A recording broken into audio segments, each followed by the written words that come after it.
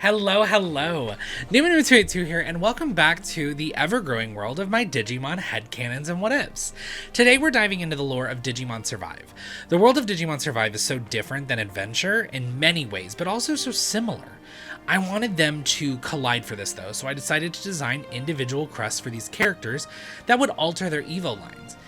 Maybe this is a second adventure for this group that sees them fighting foes on their own turf this time, protecting their world from an advancing force of invaders from the other world. How would that look? Let's find out. Some notes and ground rules first. I will be taking some heavy liberties in this fictional story I'm crafting, and a lot of this is off the top of my head. I played the hell out of this game, but it's been a hot minute. Though, if you want to see my Let's Play of my first playthrough, it does have its own playlist on here. Hello, hello! Newman282 here. We will not be touching on any non-standard evos today, so no DNA digivolving or armor forms. That could be for a future video if we wanted to look at it that badly. One last note, there is going to be spoilers for the end of Digimon Survive. Possibly incorrect spoilers, just based off of, again, it's been a while since I've played, so watch at your own risk. If you haven't played through Survive yet, I would recommend playing through that, yesterday. Play through it. So with only 2 real exceptions, the champion forms for our group is pretty much set in stone. For today's video, I'm focusing on the crests themselves and how they would alter their ultimate and mega forms. But with all that out of the way, onto the Mons.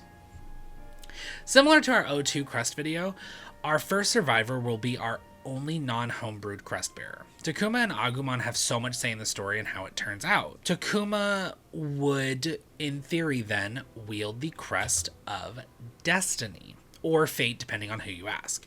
Takuma being the main character for the story directly affects the outcome of everyone's journey with their decisions. Destiny is written by Takuma's viewpoint, at least in the sense of the video game, and that made sense to me. This time around though, Takuma would need to trust Destiny itself to survive. Maybe he has less control than he thought and has to be taught to be more flexible and yielding. So obviously this changes things for Agumon, but how? Unlike most of his friends, Takuma's partner has a varied list of possible evos. I decided to go first with Tyrannomon. I didn't want to go the usual Greymon route as it's beyond predictable. I also just love Tyrannomon for some reason, but from here we have to chart new territory. Through the power of the Crest of Destiny, I believe Tyrannomon would digivolve to Dorugoramon. In a bit of an out-of-character moment, I'm using the subname as opposed to using the dub name, as him being a non-Greymon Digimon with Greymon in his name for the dub bothers the hell out of me. Not only do I love the gold accents, though, which complement the Destiny themes, but I also love the surprising color match for Tyrannomon.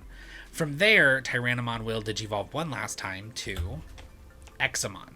A really cool end to this line in my opinion. I feel like it combines the aesthetics of Tyrannomon and Dorugoramon well. A Holy Knight who's also described as the peak of all Dragon Digimon just feels like a solid Goggleheadmon. So, Takuma's line will be Agumon to Tyrannomon, then Dorugoramon through the Crest of Destiny, then finally Examon. Takuma's hands down one of my all-time favorite Goggleheads, and this game made me love Agumon, so props to Digimon Survive. On to one of my absolute favorite characters from this game, which there are quite a bit that I do like. Aoi is just such a sweet and kind and caring angel who deserves the world. She is supported by her amazing partner Labramon, who I will and have always loved. But let's talk about Aoi in more detail. Aoi is a very motherly person and is often described as kind of the group mom. She is always thinking of other people's feelings, making sure everyone is safe and fed. She was too pure for the other world and maybe even our world. She's definitely the most empathetic of the group. This is why I have given her the Crest of Hospitality, beyond the perfect crest for our saint of a survivor to wield. This time around, I see Aoi coming into her own as not only a young adult, but someone who finally understands her own power and desire to protect those who can't defend themselves. So, what does this mean for her partner Labramon? Well, as we will see with the majority of these kids, we already know what her champion form is. Dobermon. Though, I wish it was a more color cohesive choice. I do love the idea of the mother figure's sweet looking partner becoming a fearsome warrior. The realization's even had in the game that Aoi's partner gains the power she wishes she had to protect her friends.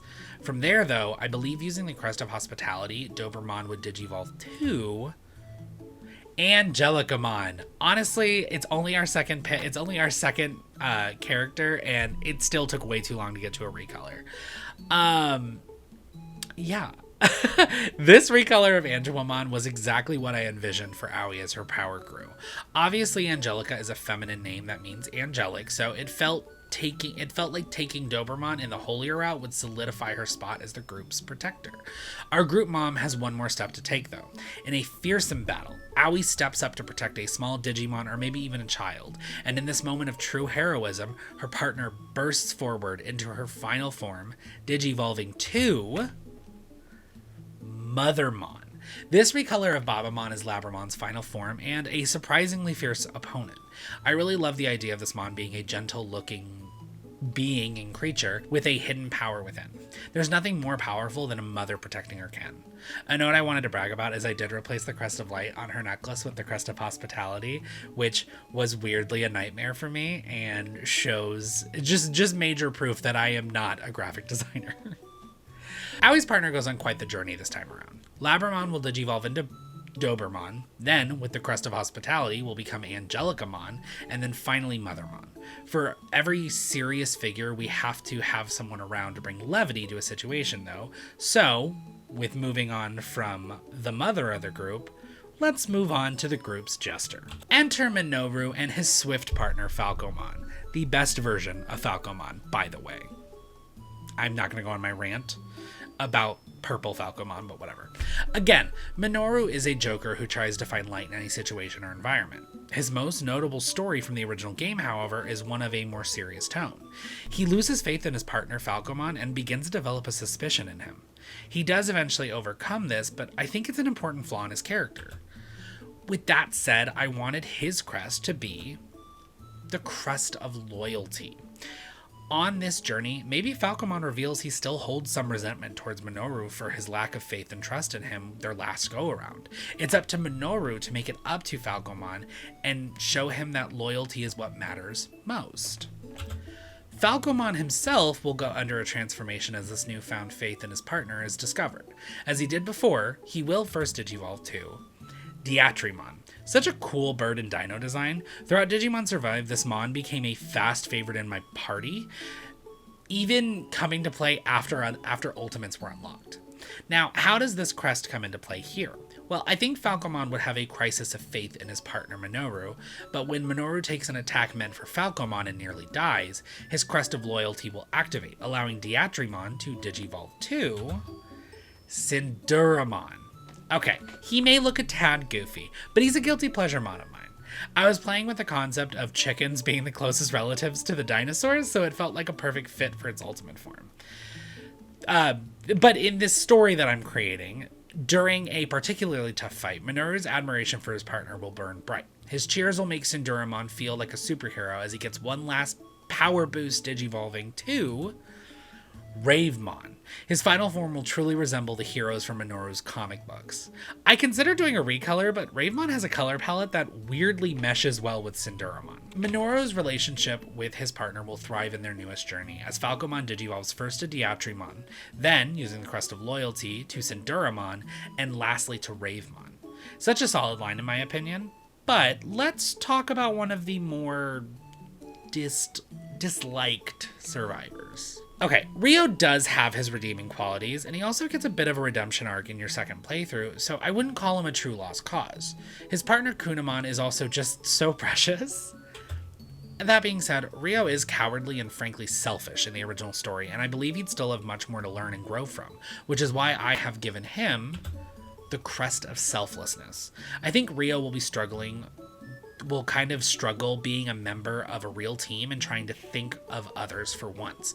He's always had to look out for himself, and it takes time to break that habit. Kunamon, who can maybe finally talk this time so other people can talk with him, will undergo some new evolutions thanks to this new journey. He still, of course, digivolves first to Flymon. Kunamon earned his right to have such a powerful and fearsome champion form, but with the Crest of Selflessness, he will reach a new ultimate form. Maybe in this scenario, Ryo offers to stay behind to give time to his friends and some innocent people to escape. As a Digimon attacks and flings energy his way, his crest will activate, allowing Flymon to digivolve to Vespamon in the last possible second, blocking the hit with his newly acquired shield. This form will keep his bee-like nature while also adding a defensive shield to his armory. Vespamon will be a more defense-focused fighter, showing Ryo's growth from an all-out aggressor to a protector of those in need.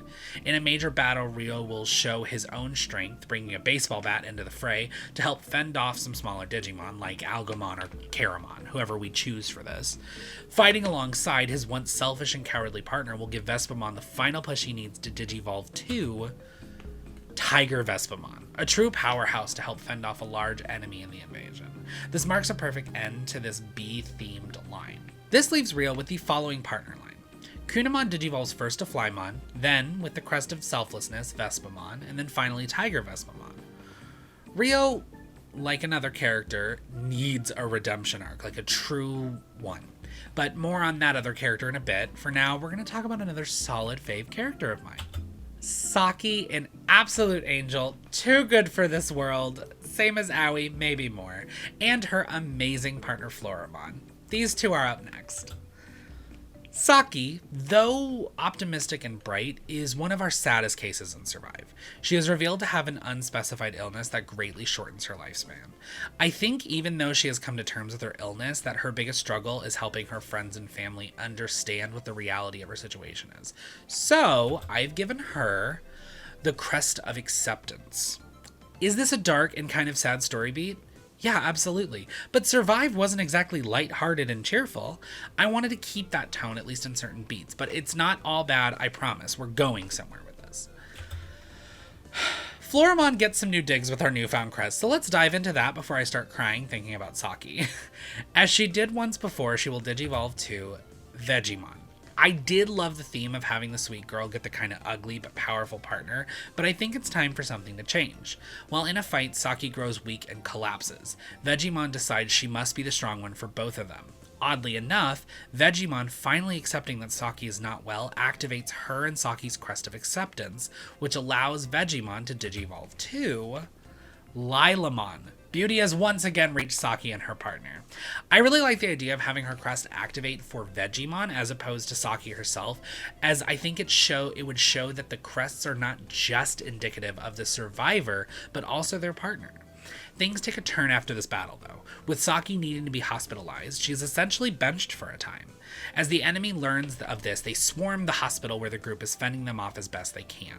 As Saki slowly slips away, her injuries and illness taking their final toll on her, she holds a crying Lilamon's hand as she says goodbye.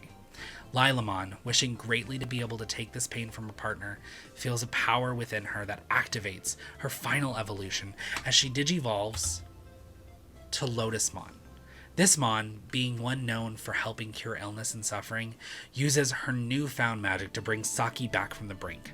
A newly energized Saki bursts through the door of her hospital room where her and her powerful mega-level partner join the fight. See, I had a happy ending planned, okay? I'm not gonna let Saki die. Maybe, like, if this is another, visual novel, maybe one of the routes, obviously, she dies on one of the main routes in the original game. But anyways, this line, which I honestly love, sees Floramon becoming Vegemon first, then using the Crest of Acceptance to digivolve into Lilamon, and then lastly Lotusmon. Now, onto this rough guy.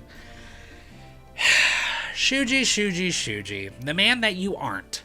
I'm sorry, but I don't know if I'll ever forgive him for how he was downright abusive to one of the sweetest Digimon of all time. Like, I get it, okay? I do. Like, the family trauma, I do. But your hurt and trauma does not excuse you from hurting and, being awful. Look at this. Look at this baby. Lotmon is a baby, and I love him. Her. It. Them. I can't believe I went with it before them. Jesus, Brandon. Shuji has a lot to make up for this go-around, though he does see the error of his ways. If anyone could use a gentler touch and be more loving, it's this guy. So I've given Shuji the Crest of Compassion. Another virtue that must be shown and developed. Compassion is something Shuji was truly lacking for a majority of the original story. I think in this second adventure, Shuji would have to contend with his abusive family and continue to learn from his horrific mistakes and choices from their time before. What does this mean for our sweet baby? I cannot get over how much of a baby he is. Well, of course, Lotmon will remain with his usual champion form, digivolving to Teruimon, but where to go from here? I think Shuji would find himself broken and crestfallen while his father or brother verbally attack him and Lotmon during a crisis. Lotmon will digivolve to protect the family, only for them to berate it still smaller form, maybe comparing it to Tyrannomon or some of the other ones. Shuji, coming back to his senses after seeing his partner insulted, will stand up to his family on Teruimon's behalf, which will activate his crest of compassion, allowing Teruimon to digivolve to Nightmon. What better way to both reward Shuji's change of heart and character growth while also shutting up his abusive father? Shuji shows that he won't allow the cycle of generational abuse to continue through him, and he leaves them behind as him and his partner forge a new path. Later down the line, during an intense battle, Shuji will come to Nightmon's aid once more, begging him to stand down so that Shuji himself can offer up his own life in exchange. This will give Nightmon one last surge of energy, allowing him to digivolve to Craniumon. A Digimon I genuinely find to be a better follow-up to Nightmon than something like Lord Nightmon. I know he's a little darker looking, and a little like almost, I mean, he's kind of evil looking, but I think it's good to reference the darkness in Shuji's line as well. And it's not that I don't like Lord Nightmon. It's not a terrible mega, I just feel like the bulkiness of Craniumon fits better, but that could just be me. This leaves Shuji's partner with the following line. Lotmon will Digimon to Teruimon, then use the Crest of Compassion to become Nightmon, and then finally Craniumon to round out the line. I think Shuji can be redeemed, I just think it'll take more work. Though the next survivor is not as bad, I do think there's still much more room for him to grow. Kaido and his surprisingly calm-headed partner Dracmon are up next.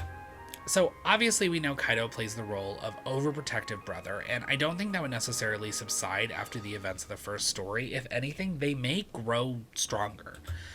I'm giving him the crest of flexibility, as he would need to learn how to relinquish control of his sister if he wants to repair their relationship. Part of the entire issue that they run into is that he is too controlling of her. Dracmon will be a huge help in this character growth, as he's always been the more level-headed of the two of them. He will first digivolve to his champion form, which, as we know, is Sanglutmon, whom I really love. But after Kaido has to go against his instincts and trust that Miyu knows what she is doing, his Crest of Flexibility is activated, which allows Sanglutmon to digivolve to Freedommon. This recolor of Felismon, a Digimon that resembles the devil, has been named to represent the freedom that Lucifer fell from grace for. This new form only became accessible to them after Kaido truly trusted Miyu's plan, and they turned the tide covering her so she can do what she needs to do. Later on, I see an incident separating the pair of siblings where Freedommon is stranded with Miyu while her brother and partner try to reunite with them. In a dire moment, Freedommon uses a new surge of power to protect his partner's most important person and digivolves to Mallow Freedommon. Another recolor, this time of Mallow Myotismon. I felt that Mallow Myotismon shared some physical attributes with Felismon that worked really well here. So, this is going to have Kaido's partner digivolving as such. First, Dracmon will become Sanglutmon, then through the Crest of Flexibility, Freedommon, and lastly, Mallow Freedommon. One more sibling to go! The Miyu we once knew is a lot different than what we would see today. Her and her partner Sequal are both older and wiser, but there is always room for growth. Miyu was frankly childish and crass in the original story. Even being an older teenager, she still may have remnants of her childish self. She is still a kid after all, even as a teenager. I decided the Crest of Maturity would work good here. Not only could it represent her established growth as a person, but maybe even the further growth she will need to go through. Sequal, who often enabled Miyu's immature impulses, would need to grow as well. This is another crest that is just as much for the survivor as it is for the partner. Sequal will still digivolve to her standard champion form, which is Shellmon. I don't know why, but I've always loved Shellmon. In this new story, Miyu's crest will come at the same time as her brother's. When she sets aside her frustrations and emotions and thinks about a situation logically for once, she unlocks her crest, allowing her and her partner to flank the enemy, while Kaido holds the line for them. This newfound power sees Shellmon digivolving to Marine Bullmon. This amazing new Mon was introduced recently in Liberator, and god do I love it. I also like this as a more logical Evo than her previous ultimate. Maturing is not magically becoming a beautiful mermaid, but instead growing into the body you already have. Similar to Freedom Mon, Marine Bullmon digivolves one last time to defend Kaido this time, protecting the man who means the most to her partner. She digivolves to Ryugumon. That's right, the Liberator train continues with yet another amazing Mon. They are killing it design-wise in that webcomic, y'all. Please read it. Please give it all the support it can. Like, truly. It's on Webtoons. It's free. Like, oh my god.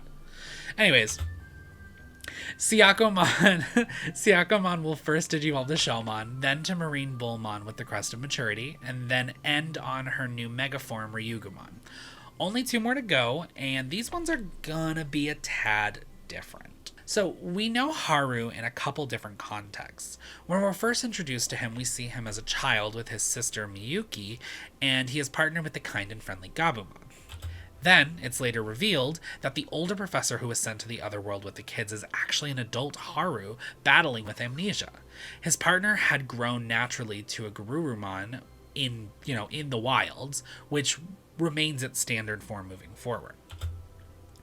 Haru has grown significantly since his time in the other world. Not only is he now an even older gentleman, but after being reunited with his sister, he has become an almost father-like figure to her. The man has been through enough trauma for 2 lifetimes, but he believes in learning from your past.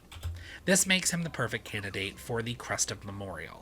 So much of his life was lost to the other world, and through learning to deal with his past, he can properly move on. This lets Garurumon dive headfirst into his new form. When Haru is being tormented by a Digimon using its past against him, feeling Garurumon's fur beneath his hand brings him back to. As he refuses to be haunted by his past, his Crest of Memorial activates and allows Garurumon to digivolve to Balmon, an enlightened Digimon known for its immense memory. This guy felt like a great representation of the themes that I have in place for Haru. It also feels like a different take on a humanoid path where Garurumon usually takes. In the intense final battle, Balmon will be pushed to his limits as he takes on his final form, digivolving to Lycanmon.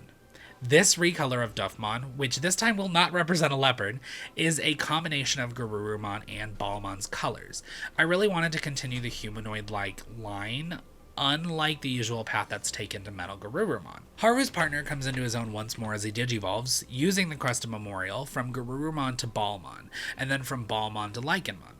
Now, our last survivor is yet another unique scenario that I've taken quite a few liberties with. Now, we met Miyuki as a child who became trapped in the other world, never aging. She was with her partner, who at the time was disguised as a child Haru, Renamon, who curiously stayed in her rookie form. I would change that, though. When Miyuki is finally able to let go of her childhood and grow into a young woman, I believe Renamon would also naturally let go and change herself, becoming a Kyubimon as her standard form, similar to Garurumon. I know this picture is of Miyuki's ancestor, but it works as a representation of what she may look like as she ages. Now, Miyuki went missing a long time ago.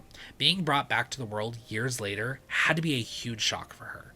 Not only is she having to deal with finally aging after being in a near catatonic state for a long time, but she's also in a time that was not her own. I've given her the Crest of Belonging. Fitting in is hard enough without being essentially a stranded time traveler. When an enemy Digimon attempts to sway Miyuki to the side of evil, using her insecurities to tempt her, she realizes that alongside her friends and her brother, she will always have her partner. She will never be alone and will always belong. This activates her Crest of Belonging and allows Kyubimon to digivolve to Kamataichimon. This is a recolor of Kyukimon that I have actually used in the past for a Renamon line, but it fits really well here as well. I mean, I love it. But yeah, in yet another battle, we would see Kyukimon fighting hard to help their friends survive. When Miyuki is put in danger, she will digivolve one last time to become /Tenshimon. Another recolor, this time of /Angemon. If I was better at Photoshop or graphic design, I'd probably make the form slightly more feminine and elongate the hair, but I digress. I chose slash Tenchimon as I was struggling to name this mon, and Tenchi is a Japanese word which can mean angel, which I learned when I was doing the Epilogue Kids video. Our final survivor's partner is a Kyubimon that uses the crest of belonging to digivolve to Kamataichimon and then slash Tenchimon. That'll do it, y'all. That's the group. This is how I would assign crests and new evos to our friends from Digimon Survive, along with a possible story they could be a part of. Let me know what you think. Or if you had any other ideas for crests or lines. Also, let me know what you think about the story idea. I think having like a sequel to Digimon Survive. Obviously, I think the sequel is going to focus on the kids we saw at the end of Survive, you know, with the Demi Vmon and the other 02, with the 02 babies, basically. And I do like that, but I also think there is potential in a storyline following the survivors from the first game. Again, in this theorized story, an invading force from the other world is attacking them. So they're on their own turf now, but now they got to deal with their own families and loved ones while fighting off these Digimon. Or these Kenagamis, right? I think that's what they were called, were Kenagamis? Kenagami? Anyways. As always, if you like this video or my content, please subscribe, like, and or comment. Also, feel free to check out my TikTok, Instagram, and Twitter linked below. Beneath that, you'll find a link invite to our Discord channel, so feel free to hop in and join the 282. Thanks again for watching, though, and I'll see you all in the next video. Bye! Okay. I'm trying to think of what I want this, like... I'm trying to think of, like, what a good... let me try to center for you first.